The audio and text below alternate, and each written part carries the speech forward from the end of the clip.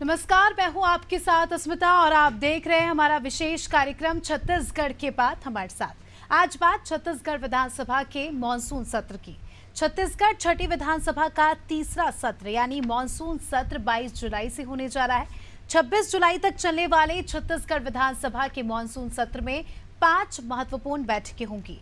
कुल 5 दिनों तक चलने वाले मॉनसून सत्र के हंगामेदार होने के आसार है। गत 10 जून को बालोदा बाजार में हुई आगजनी और तोड़ मोड़ की घटना के बाद से कांग्रेस सरकार को सभी मंचों पर घेर रही है। संभावना है कि मॉनसून सत्र में कांग्रेस सरकार को सदन में घेरने की भी कोशिश करेगी। इसके अलावा खाद बीज की कमी, लॉ एंड ऑर्डर, कवर्धा में बच्चों की मौत, बिजली बिल में बढ़ोतरी जैसे कई सारे मुद्दे को लेकर कांग्रेस सरकार को घेरेगी। कांग्रेस ने इसके लिए 21 जुलाई को नेता प्रतिपक्ष के आवास में बैठक भी बुलाई है। वहीं सत्तासीन बीजेपी ने कांग्रेस के हर सवाल का जवाब देने की तैयारी भी कर ली है। मॉनसून सत्र को लेकर बीजेपी विधायक दल की बैठक सीएम हाउस में आयोजित की गई है। क्या इस सत्र के दौरान सीजीपीएससी में भर्ती में हुई धांधली जैसे मुद्दे भी उठेंगे, जिसकी सीबीआई जांच चल रही है? आज इसी मुद्दों पर बात करेंगे, लेकिन पहले सुनेंगे कुछ प्रतिक्रियाएं। आज कैबिनेट की बैठक है, पार्टी के विधायक दल की भी आज बैठक है। पार्टी के विधायक दल की बैठक में आगामी जो विधानसभा का सत्र है 22 जुलाई से, उसको लेकर चर्चा होगी और उसके हिसाब से कार्य योजना पार्टी के विधायक दल की बैठक में बनेगी। देखिए, 6 महीने में जो स्थिति बनी है वो बेहद ही दुर्भाग्यजनक है। हमारी सरकार ने जो छत्तीसगढ़ को अपराध से मुक्त बना के रखा था, जो सरकार का पुलिस का एक बाल दिखता था, वह खत्म हो गया है। आज स्थिति यह है कि पुलिस थाने के अंदर चाकू मारा जा रहा है। राजधानी में 1-1 घंटे तक गोलीबारी होती है, पुलिस बाद में जाकर लकीर पीटती है। 2.5 घंटे तक गोलीबारी हुई है रायगढ़ से कुछ किलोमीटर की दूरी में, उड़ीसा के बॉर्डर में। उसमें छत्तीसगढ़ के लोग संलिप्त थे। उड़ीसा में जो एफआईआर हुआ है, छत्तीसगढ़ में छत्तीसगढ़ के भारतीय जनता पार्टी के बड़े बड़े नेताओं का नाम है, लेकिन कार्रवाई नहीं हो रही है। तो जब अपराधियों को सरकार का संरक्षण रहेगा तो कानून व्यवस्था को तो बदहाल होना स्वाभाविक है। ठीक है, इस पूरे मुद्दे पर चर्चा करने के लिए हमारे साथ खास मेहमान जुड़ चुके हैं। परिचय आपका करा देती हूँ उनसे। कांग्रेस से हमारे साथ अभिमन्यु मिश्रा जी जुड़ चुके हैं और साथ ही वरिष्ठ पत्रकार नागेंद्र वर्मा जी भी हमारे साथ जुड़ चुके हैं। आप दोनों ही मेहमानों का बहुत बहुत स्वागत है। कोशिश करेंगे कि हमारे बीजेपी के साथी भी हमारे साथ जल्द ही जुड़े, लेकिन उससे पहले मैं सीधे नागेंद्र जी का रुख करना चाहूँगी। नागेंद्र जी, छत्तीसगढ़ में जल्द ही मॉनसून सत्र की शुरुआत होने वाली है। उसके पहले बीजेपी विधायक दल की बैठक कुछ ही देर बाद शुरू होने वाली है।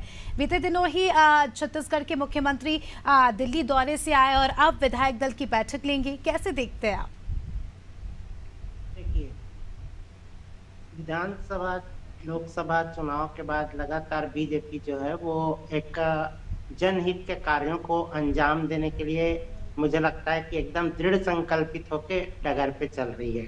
इसी श्रृंखला में हम देख रहे हैं कि मानसून सत्र की शुरुआत के साथ बहुत सारी योजनाएं बनाई गई हैं, जिसमें किसानों का हित हो, आम जन जो मेरे ख्याल से प्रदेश के सुदूर क्षेत्रों में रहने वाले हैं उनकी समस्याओं को दूर करने के मसले, और विकास के भी ढेर सारे ऐसे मामले जो बहुत लंबे समय से जिनके बारे में कहा जा रहा था कि वो डिरेल हो गए हैं, उन सबको पटरी पे लाने की व्यवस्था, ये सारी चीजों को लेके एक मसौदा।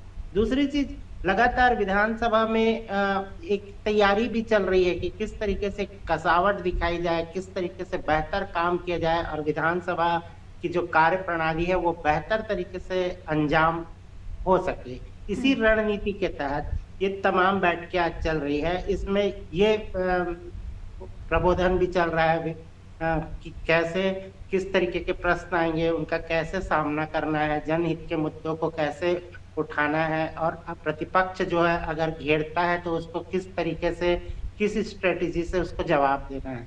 ये तमाम चीजें हैं। दूसरी तरफ प्रतिपक्ष कांग्रेस ने भी तमाम ऐसे मुद्दे ढूंढ के निकाले हैं एक लंबे समय से, जिसमें वो सरकार को खासतौर पे लॉ एंड ऑर्डर पे, किसानों की समस्याओं पे, आम जनता को ऐसे आने वाली बहुत सारी दिक्कतों को लेके वो तमाम मुद्दे उन्होंने भी चुन के रखे हैं कि इस मुद्दे पे वो बीजेपी को घेरेंगी। तो ये पूरा जो तनातनी एक तरीके से कहिए या जो तैयारी कहिए, उसको लेके तमाम कवायद चल रही है दोनों तरफ से। और जैसे ही 22 तारीख को मानसून का सत्र शुरू होगा, मुझे लगता है कि सारी चीजें धीरे धीरे अंजाम पे आएगी। अब देखना यह है कि मजबूत प्रतिपक्ष कांग्रेस बीजेपी सरकार को कैसे किन मुद्दों पे घेरती है और प्रदेश सरकार जनहित के कामों को करने के अपने कार्य योजनाओं को किस तरीके से जस्टिफाई करती है। बिल्कुल जी। नागेंद्र जी, 21 तारीख को कांग्रेस की भी बैठक है, तो कहीं ना कहीं विपक्ष भी पूरी तरह से तैयार है। हमारे साथ कांग्रेस के साथी अभिमन्यु मिश्रा जी भी जुड़े हैं। अभिमन्यु जी, बीजेपी के विधायक दल की बैठक आज होने वाली है, लगभग 6 बजे से इस बैठक की शुरुआत हो जाएगी। कांग्रेस के कई सारे सवाल हैं, उनका जवाब देने के लिए कहीं ना कहीं हम कह सकते हैं कि बीजेपी तैयार है।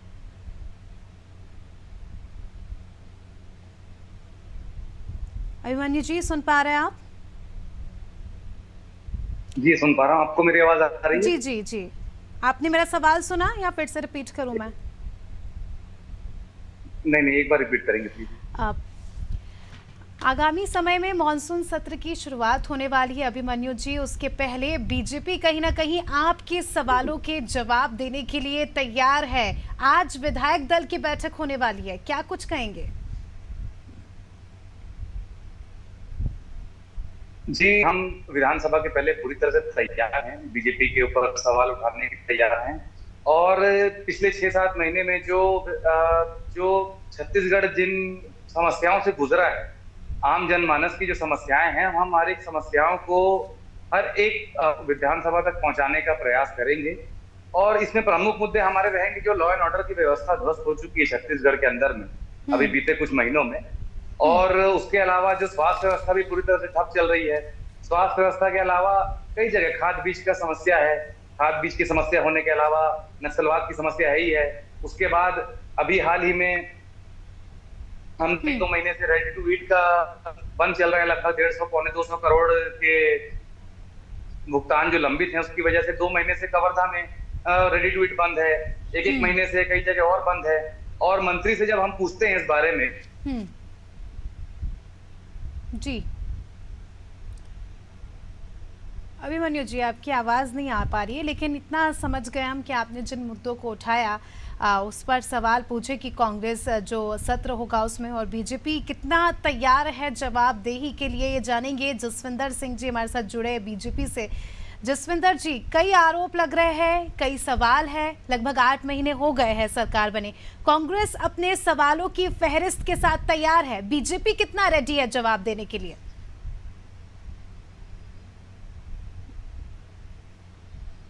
जसविंदर जी, आप सुन पा रहे हैं? चलिए, उन तक आवाज नहीं पहुंच पा रही है, जल्द ही उनसे जुड़ने की कोशिश। जसविंदर जी, सुन पा रहे हैं आप? हाँ जी, आपकी आवाज आ रही है जी। मैं यही पूछ रही थी कि कांग्रेस अपने सवालों की फहरिस्त के साथ तैयार है, कई सारे आरोप बीजेपी पर लग रहे हैं क्योंकि लगभग 8 महीने हो चुके हैं और अब सत्र की शुरुआत कुछ दिन बाद ही होने वाली है। बीजेपी कितना तैयार है जवाबों के लिए? बीजेपी अपने 7 महीनों के कार्यों को लेके, जिस प्रकार से जनता की मूलभूत सुविधाओं को लेके हमने कार्य किया है, उन कार्यों को लेके बड़े संतुष्ट और संतुष्टि भाव के साथ विधानसभा सत्र में जाएंगे कि हमने जिन वादों को लेके छत्तीसगढ़ में विधानसभा का चुनाव लड़ा था, जिन्हें हमने मोदी की गारंटी के नाम से प्रस्तुत किया था, उन गारंटी को कैसे हमने जनता के हित में पूरा किया है एक एक करके। ये बात छत्तीसगढ़ की पूरी जनता जानती है और ये बात कांग्रेस के लोग भी जानते हैं। लेकिन कांग्रेस तो आरोप लगा रहे हैं, वो तो कई सारे सवाल खड़े कर रहे हैं, काफी ज्यादा सवाल है। देखिए क्या होता है जो कार्य करेगा, कार्य करते करते उसके कार्यों में कुछ न कुछ तो ऐसा होगा जिसपे प्रश्न चिन्ह खड़े किए जा सके, और कांग्रेस उस काम को करेगी। विपक्ष का धर्म है कि सत्ता पक्ष के अच्छे कार्यों में भी किसी ऐसी चीज को निकाल लेना जो लोगों की नजर में जिसको बड़ा करके दिखाया जा सके। क्या कह सकते हैं वो? हमने 18 लाख प्रधानमंत्री आवास की बात की थी, हमने लगभग 4000 करोड़ रुपए पहली किस्त के रूप में लोगों को दिए हैं, कुछ कहने के लायक नहीं है। हमने महतारी वंदन का वादा किया था, हम लगातार हर महीने की 1 तारीख को 1000 रुपए महिलाओं के खाते में डाल रहे हैं, कुछ कहने के लायक नहीं है। हमने पीएससी में युवाओं से वादा किया था कि आपके साथ जो हुआ है अन्याय हुआ है, और आपके पदों को जो आपके न्याय का पद था, आपके हक का पद था, आपने जिस तरीके से तैयारी की थी, उन पदों को जिस तरीके से कांग्रेस के नेताओं के बच्चों को और अधिकारियों को बच्चों में बांट दिया गया था, हम आपके न्याय की कुल लड़ाई मिलाकर लड़ेंगे। आप और ये आपके लिए पीएससी वाला PSC मुद्दा की भी जांच सदन में भी उठाने ऐसे वाले करेंगे। हैं जसविंदर जी, पीएससी वाला मुद्दा भी इस बार सदन में उठेगा जोरों शोरों से। हाँ हाँ, हम तो तैयार है। हमने सीबीआई को जांच सौंपी थी, सीबीआई ने जांच प्रारंभ कर दी और देखिए उसके प्रारंभ करने के बाद कैसे एक और बड़ा खुलासा सामने आया है कि जिस तरीके से असिस्टेंट प्रोफेसर के पदों के लिए एक ही कमरे में जो 50 अभ्यर्थियों को बैठाया गया था, उसमें से 36 का चयन कर दिया सरकार ने। तो मान के चलिए, अगर कांग्रेस विषय को उठाएगी, अगर एक उंगली उठाने की कोशिश करेगी तो 4 उंगलियां उसके खुद की तरफ उठने वाली हैं। इस बात के लिए कांग्रेस भी तैयार ठीक है है। अभिमन्यु जी, कहीं ना कहीं ये तो वो बात हो गई, वो जो हम कहते हैं कहावत है कि बात निकलेगी तो दूर तक लग जाएगी। अभी आपने आरोप तो लगा दिए कि बीजेपी में ये नहीं हुआ, लेकिन कहीं ना कहीं अब आपके कार्यकाल में जो चीजें हुई थी, सबसे बड़ा घोटाला पीएससी घोटाला, उसको लेकर भी बीजेपी कहीं ना कहीं आक्रामक रहने वाली है सत्र में। कितना रेडी है कांग्रेस, क्योंकि ये सबसे बड़ा मुद्दा है फिलहाल का। जी देखिए, भाजपा की एक सबसे खराब बात जो है वो आरोप तक सीमित रहते हैं। वो आरोप लगाते हैं और अपने काम सही से नहीं करते। अब देखिए, आपको अगर जनता ने मौका दिया है, आपको जनता ने चुना है, तो वो इसलिए चुना है कि आप जनता के लिए काम करें। आप घर में बैठे या फिर घूमते रहें और यहाँ व्यवस्था लचर चलती रहती है, तो आपको नहीं चुना है। अब जैसे बता रहे हैं, मैंने अपने कार्य पहले गिनाए हैं, ये जो है महिलाओं को दे रहे हैं। अब 1000 रुपए महिलाओं को देने से क्या सब कुछ हो जाता है? आज बिजली के बिल इन्होंने कहाँ तक पहुंचा दिए?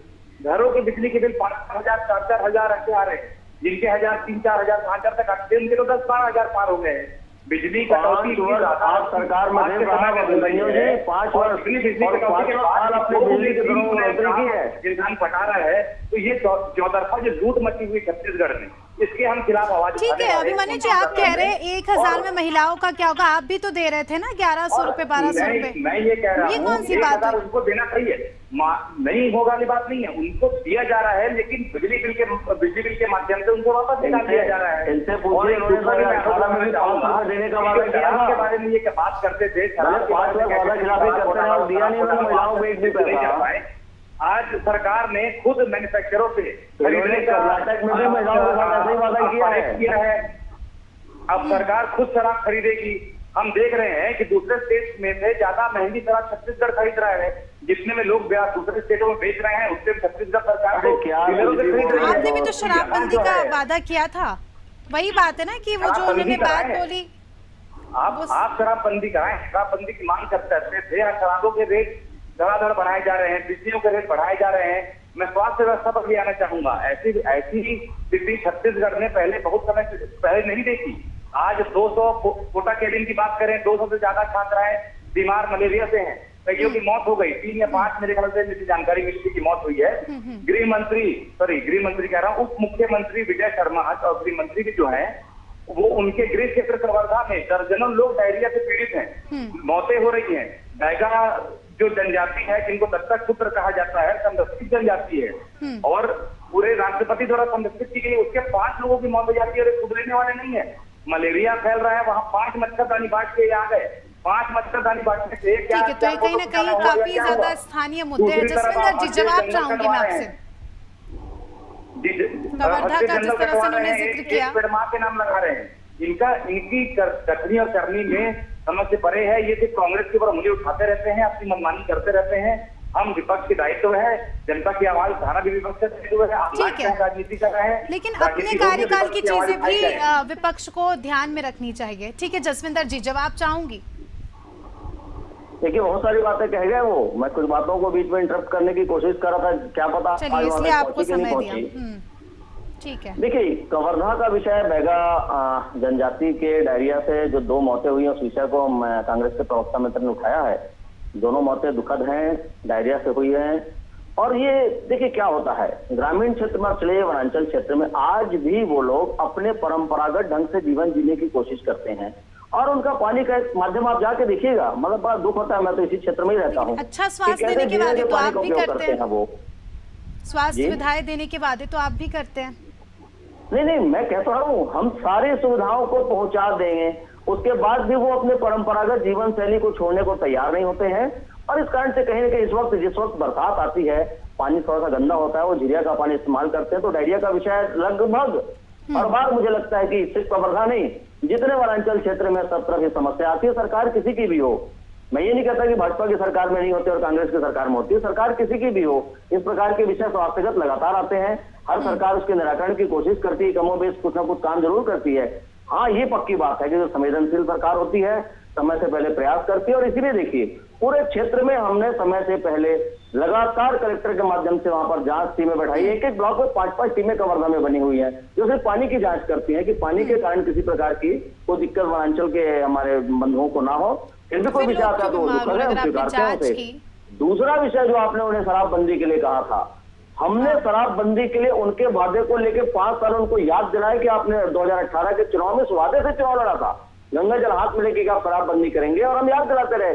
और जहां तक शराब के रेट के बढ़ने का विषय मेरे बंधु उठा रहे थे, साहब हमने वो प्रक्रिया खत्म की है जिस प्रक्रिया के आधार पर भ्रष्टाचार किया करते थे।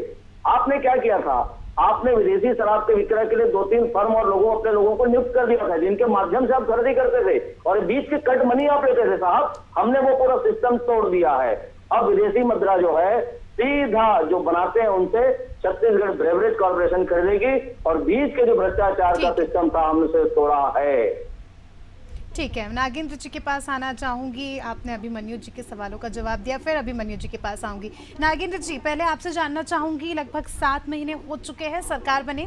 अगर हम रिपोर्ट कार्ड की बात करें, क्योंकि जल्द ही सत्र की शुरुआत होने वाली है, उसके पहले ये भी जान लेना जरूरी होता है कि जो वादे किए थे, घोषणा पत्र में जो बातें की गई थी जमीनी तौर पर, क्योंकि आप छत्तीसगढ़ के रहवासी हैं, आप वहाँ की राजनीति को बहुत अच्छे से समझते हैं, तो क्या लगता है रिपोर्ट कार्ड क्या कहता है अब तक का? क्या जो वादे किए थे, घोषणा पत्र में जो बातें की गई थी भारतीय जनता पार्टी के द्वारा, क्या उस पर अमल हो रहा है या फिर और ही कुछ तस्वीर है? बेशक अस्मिता जी, सरकार आई है बीजेपी की प्रदेश में, तो स्वाभाविक रूप से वो अपने उन्हीं रणनीति पे काम करेगी जिसपे उन्होंने चुनावी वायदे किए थे, आम जनता से वोट मांगा था, उसी आधार पे तो उन्होंने वो जो बातें कही थी उस पे ही इम्प्लीमेंट शुरू किया, महतारी बंधन योजना को लागू किया। इसके अलावा उन्होंने उन तमाम पहलुओं पे काम करने की कोशिश की जो बहुत सारे ऐसे लंबित मामले थे, लेकिन कुछ योजनाओं की जब उन्होंने मॉनिटरिंग करी, कुछ चीजों की समीक्षाएं करी जो पिछले सरकार ने जो काम किया था, तो बेशक उसमें उन्हें कहीं कमी दिखी होगी, कहीं लूप होल्स रहे होंगे, तो स्वाभाविक रूप से उसमें कुछ आमूलचूल परिवर्तन भी हुआ है, जिसपे तमाम बात आती, कांग्रेस उनको इसी चीज पे घेरने की कोशिश भी करती, खासतौर पे बिजली का बढ़ता हुआ बिल, या फिर उन्होंने कहा था कि गरीबों को जो आवास है उसका काम जो विलंब होता था, क्योंकि कांग्रेस के समय में ये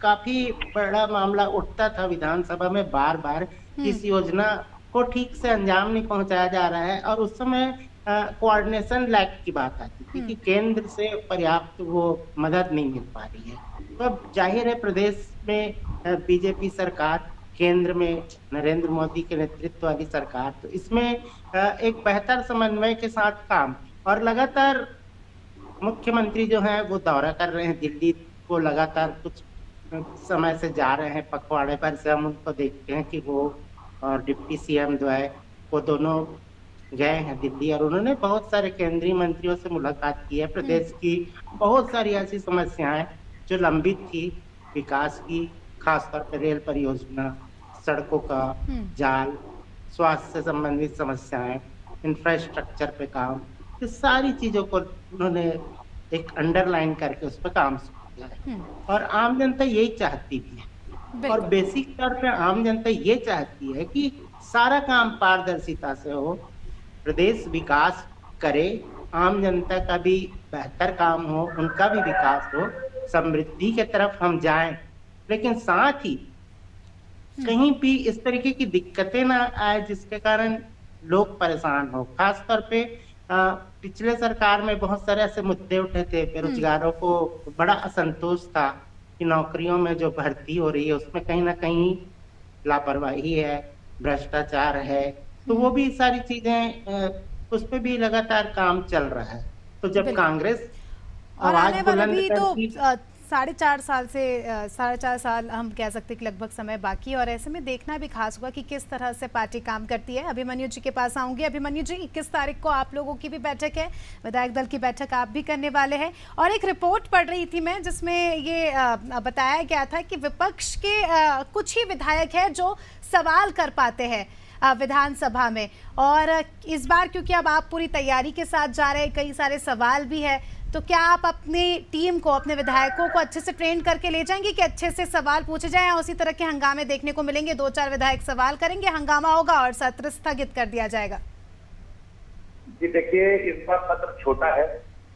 हमने मांग भी करी है सत्र को बढ़ाने की, क्योंकि जो सवाल है अभी तक के 965 से ऊपर सवाल लग चुके हैं विधानसभा में, क्योंकि जो डेट है वो खत्म हो चुकी है और उसके बाद जो लग रहा है कि समय जो है बहुत कम है और इससे पिछले 7-8 महीने जो भी सरकार को हुए हैं उनकी विफलताएं इतनी ज्यादा हैं और सवाल सिर्फ कांग्रेस नहीं पूछ रही। जितने कांग्रेस के सवाल हैं लगभग उतने ही सवाल भाजपा के विधायक भी अपनी सरकार से पूछने वाले हैं इस बार, और कांग्रेस सिर्फ सवाल ही नहीं पूछेगी।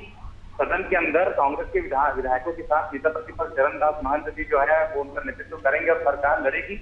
और सिर्फ सदन के अंदर भी नहीं, सदन के बाहर भी हमारे माननीय अध्यक्ष दीपक बैठ जी के नेतृत्व में 24 तारीख को सदन के तीसरे दिन जो है हम विधानसभा का घेराव करने वाले हैं और विधानसभा घेराव जो हम करेंगे उसमें हमारे मुख्य मुद्दे यही होंगे कि जो बिजली बिल में बढ़ोतरी की गई है उसमें कमी की जाए, जो बिजली बिल हाफ योजना हम कर रहे थे वो वापस उसकी घेराव करने की प्लानिंग आप लोगों ने पहले ही बना ली, आपको ये उम्मीद नहीं है कि सदन में आपको इसका जवाब मिलेगा? और कई सारी बातें हैं, मैं आपको बता दूंगा, जैसे बलौदा बाजार की घटना है, ठीक है पहली बार हुई। अभिमन्यु जी, समय की कमी के चलते बात ये है कि फाइलें मूव नहीं हो पा रही है। एक बात और रखना चाहूंगा, इस सरकार में एक फाइलें नहीं चल पाती है, फाइल मूव नहीं हो पाती है, मंत्रियों को पता नहीं रहता है कि क्या विभाग में हो रहा है। तो हम यही कहते हैं कि कठपुतली की सरकार ज्यादा लंबी नहीं। ठीक है, चलिए उम्मीद है आपको आपके जवाब मिल जाए, फिर से चर्चा करेंगे और आपको क्या जवाब मिलते हैं इस पर भी बाद में चर्चा करेंगे। फिलहाल इतना ही। आप सभी का बहुत बहुत शुक्रिया हमारे साथ जुड़ने के लिए और चर्चा में शामिल होने के लिए। तो देखिए, सत्र की शुरुआत 22 तारीख से होने वाली है, 5 दिन के लगभग ये सत्र चलेगा, लेकिन उसके पहले ही कहीं ना कहीं कांग्रेस काफी ज्यादा हमलावर है, विधानसभा को घेरने की कोशिश की तैयारी कर ली है और 24 तारीख को जिस तरह से हमारे कांग्रेस के साथी ने जिक्र किया कि विधानसभा को घेरा जाएगा, सवाल पूछे जाएंगे और हर बार हम देखते हैं कि हंगामेदार सत्र रहता है। इस बार ये देखना खास होगा क्योंकि लगभग 7 महीने हो चुके हैं सरकार को।